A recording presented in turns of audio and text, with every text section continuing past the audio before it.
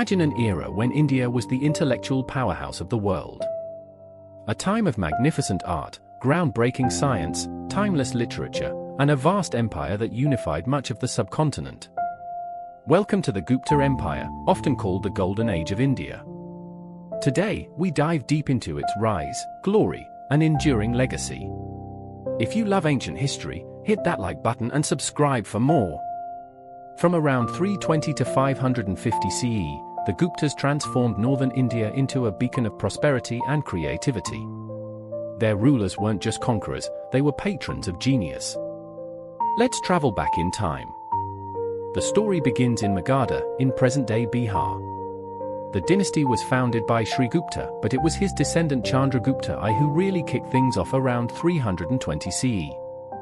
He strengthened his position through a smart marriage alliance with the powerful Likhavi clan. This union gave the Guptas legitimacy and resources.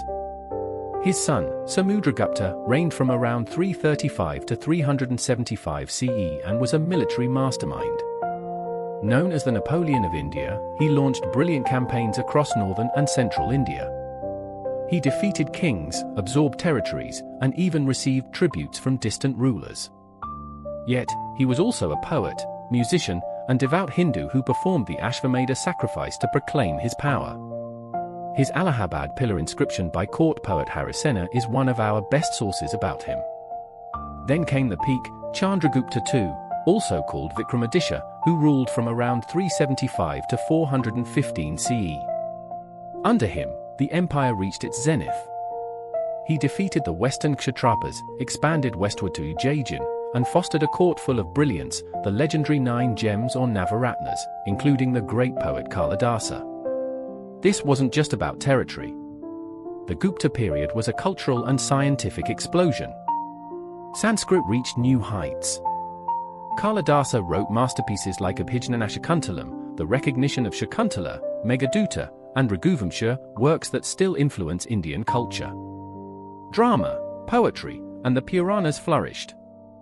Art and architecture boomed, beautiful stone temples, the iconic iron pillar of Delhi which has resisted rust for 600+ years, and the breathtaking Ajanta cave paintings with their vibrant frescoes.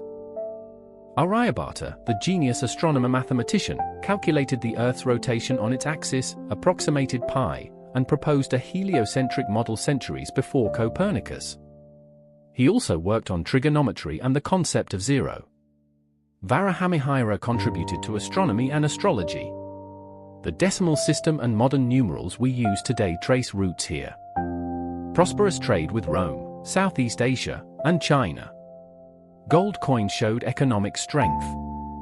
Guilds thrived, and administration was efficient with provinces and village councils. Hinduism saw revival, but Buddhism and Jainism coexisted peacefully. Universities like Nalanda attracted scholars from across Asia. Kumaragupta I and Skandagupta defended the empire bravely, especially against Huna invasions. Skandagupta's victories bought precious time. Like all empires, the Guptas faced challenges. Weak successors, internal feuds, loss of territories to feudatories like the Vakatakas and Yashodaman of Malwa, and repeated invasions by the Hunas drained resources. By the mid-6th century, under rulers like Vishnugupta, the empire had shrunk dramatically to parts of Magadha. A possible devastating flood in the Ganges region may have also contributed. By around 550 CE, the Gupta dynasty effectively ended, paving the way for regional powers. The Gupta Empire may have fallen, but its light never dimmed. It shaped classical Indian culture, from the arts we admire in temples and epics, to the mathematical foundations of modern science, to governance models that influence later kingdoms. Their era proved that India's true strength lies in knowledge, creativity, and synthesis of ideas. The enduring legacy of the Gupta dynasty, even today, when we use zero, appreciate Sanskrit poetry, or marvel at ancient Indian metallurgy, we're connecting with the Guptas. They showed the world that peace, patronage, and intellectual freedom can create a true golden age. In a fragmented world, their story reminds us of the power of unity and innovation. What do you think was the greatest Gupta achievement? Comment below. Like, share, and subscribe for more journeys into history. Thanks for watching. Until next time, keep exploring the past to understand the future.